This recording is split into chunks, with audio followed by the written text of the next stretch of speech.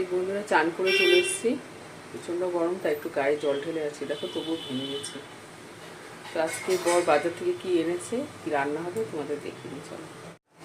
ছেলে কদিন ধরে বিরিয়ানি খেতে চাইছে, তো এই দেখো তার জন্য বর এনেছে মুরগির মাংস এনেছে।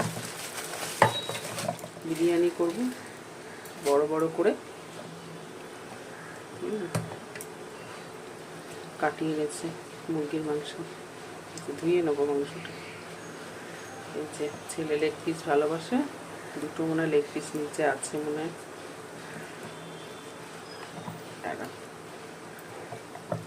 এই দেখো বিরিয়ানি হবে, বড় বড় করে কাটিয়ে এনেছে।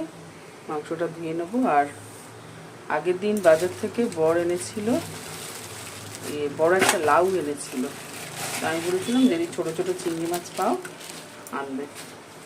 দেখো কাণ্ড দেখেছো, মাসের শেষে এখন পয়সার সমস্যা, মানে বরকে কিছু বলতে নেই। আমি আর ছেলে যদি মুখ থেকে কিছু বার করেছি, পয়সা থাক আর না থাক এনে হাজির করবে।